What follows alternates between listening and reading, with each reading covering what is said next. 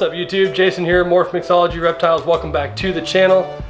Going handheld today, a little bit different. Last couple have been all talking head, usually going through clutches and that.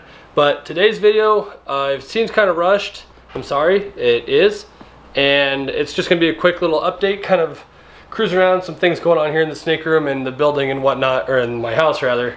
But I've been stupid busy with work and with the snakes and shows. We ended our first expo this past weekend at the Big Sky Reptile Expo in Billings, Montana.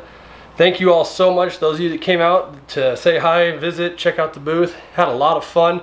Here's a picture of the booth. Actually thought it turned out pretty nice. I really liked it. Ended up getting some really nice looking displays, a nice big banner. So anyway, today I just want to do a really quick little video updating you on some of the stuff that we're doing around here, some of our plans, and show you the new rat room, so to speak. So I'll show you. It's kind of messy, bear with me, but you can see the rat racks are all gone. They're not in here anymore. And I'll show you where they are now. I will say, for those of you that are going to ask, it's not because the snakes were all super aggressive, because the rats were always in here and they always strike, and that's not it at all. The snakes did just fine with the rats in here. They know it's time to eat when you put a rat in front of their face. It's pretty simple. What it was, I found out, is because I keep my room, my snake room, you can see here, hopefully, at 70 or so degrees, 77 degrees right now, 47% humidity. That's pretty common. 77 to 79, and between 45 and 60-ish percent, 65% humidity typically, because it's so dry here. Anyway, because the room is so warm, the rats were getting overheated, and it was also, because they're so humid, it was causing the smell to be awful and unbearable. We get to the end of the week before I do my full turnover of all of the rat tubs, which is what I did today, which is why I'm all tired and hot and sweaty in that, but I digress. They started to smell really bad towards the end of the week, and they weren't producing really well. So I have an extra room across the hall that had some weird bunk bed thing that was built in, so I ripped it all out. It's down to the studs. I was gonna do something else with it and never did. So it's just a bare room, and it stays like 68 to 70 in there because I run my house really cool, and it's ventilated in that. And so they're in there now, and they've been breeding substantially better. I'm back to rotating the males through. It's so much better. I'll show you when we get in there. But yeah, I wanted to show you a couple of updates. So that's first thing. Secondly, before I get into any of this, next week of the 5th, August 5th, there will not be a video on next Wednesday. What is that, the 7th, I guess? My wife and I will be out of town for the week. We're taking a little break, going to Sturgis again, to the motorcycle rally. If you remember, this time last year we actually put a video up from Sturgis. I'm probably not even gonna do that, honestly. We just need some time off. So next week, no video. Hopefully the week after that I will be back with one. I'll show you real quick. I don't think these will be ready for that video, but that clutch there is the Super Fire clutch, the Dragonfly pastel pinstripe fire to the fire female, 11 eggs. That one's due the end of next week. So we'll keep an eye on those. Obviously the week after video won't have those because they won't be out in shed yet. However, this clutch right in here, oh, you can't see that, never mind. This clutch here, all 6 of these are out shed and starting to eat. So we will do a clutch 5 reveal video, the super fun kind of crazy clutch. I'm really stoked on how that one came out. I forgot how heavy these cameras are. Anyway, so yeah, next week no video. Week after that, probably clutch 5 update or reveal. If we don't get a video, then we'll be back on the schedule. I just need a break. I don't know how these guys like Cusco and Barcheck and that do this daily.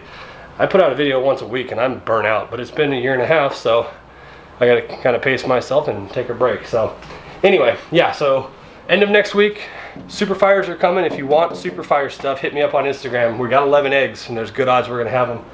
Next to that, first week of September is the red stripe GHI to normal clutch. Everybody loves a good GHI, and the red stripe stuff's pretty nice. So maybe we can get some more that look like Elmo. Anyway, so that's update number 1. This is kind of just a random all over the board video, so just bear with me. You guys might have noticed the board has changed. We're planning pairings for next season because we're about done this year. This girl still might go, this girl still might go, and this girl still might go. But if they don't, so be it. As it stands right now, we had 7 clutches out of 11 or out of 12 pairings, and even with that clutch 3 that 6 of the 7 eggs died, we're still at an 88% hatch rate, so can't complain about that for a first season. So there you go. All right, I'm kind of rambling. So update number 1, rats, we'll go in there and check it out. We've got no video next week, clutch 5 update week after that, hopefully. Check this thing out. This is a cool little doodad here. Won this from the guys at Smurl, S-M-I-I-R-L. You can see my Instagram. It's a live Instagram counter. So thank you all for 15,000, by the way. That's freaking rad. But yeah, you'll see in the back of the videos, and you might occasionally see it like whirl around as somebody follows. So that thing's pretty cool. Second update, you'll notice this rack is now empty. We put Luna, the bearded leopard gecko, in our hatchling rack. It's so much easier to maintain her parameters and get her feeding and whatnot, so that's where she'll live. Wilbur, the guinea pig, is now in my utility room. And Thor, we got to a 13-year-old kid for his birthday at the show, so that was super rad. This is now spaced and set up for some new cages that we're either going to build or buy or both, and some new, well, the top 4 are snakes we already have. The bottom one, we're going to build a cage for that. I'll do a video about it, and we've got a cool addition coming from in there. So that's that update. Let's go into the other room. I'll show you the rat room.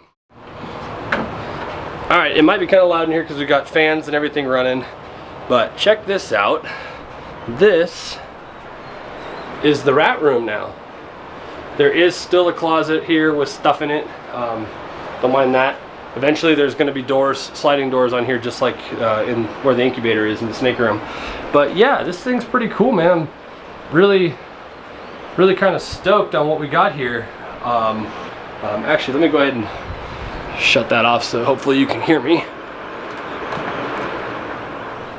There we go. Okay, so every tub in these 4 have 4 females in them. And then the tubs that have writing on them, this happens to be, well, that's tomorrow, but this happened to just be this week. So these all have a male in them. And once a month, basically, 3 to 4 weeks, when I'm cleaning tubs, I rotate my males down a tub. So this male will go to here, so on and so forth, and the bottom male will come up to here. And what that's allowing me to do is consistently get litters all the time, as opposed to, you know, getting 24 tubs worth of litters every month or so and having way too many of one size. I've constantly got new ones coming up. So right now there's about probably 30 litters in here that are just been dropped in the last day or 2.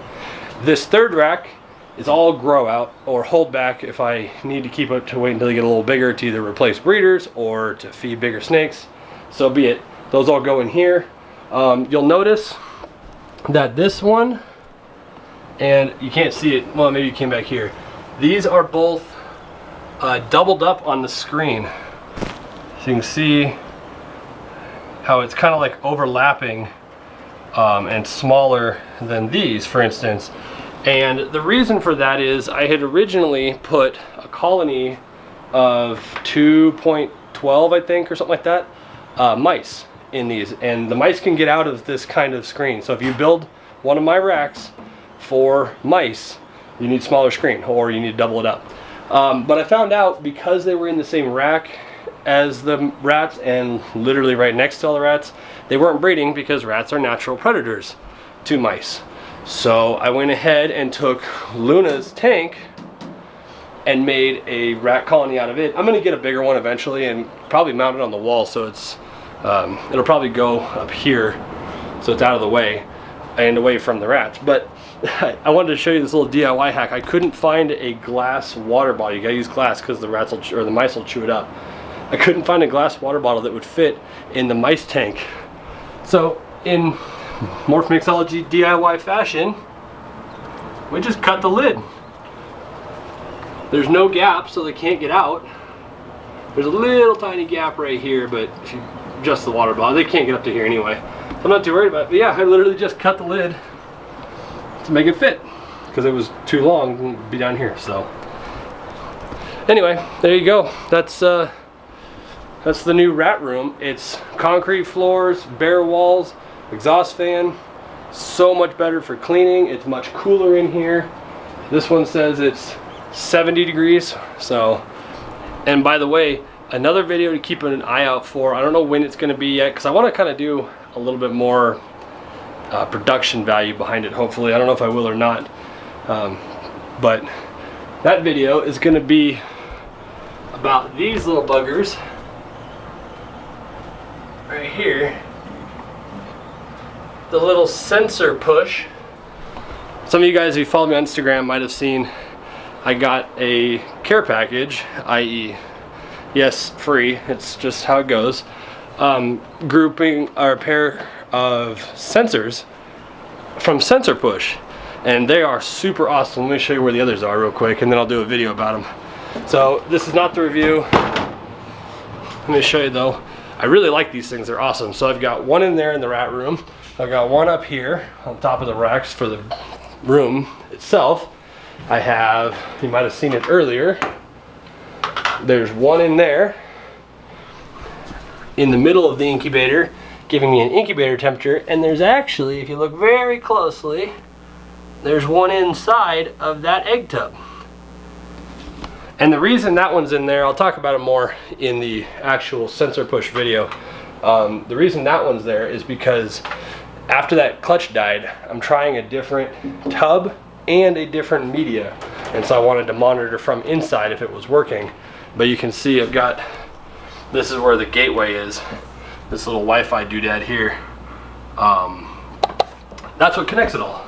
So I'll do a video on those. I really like them, they're super cool.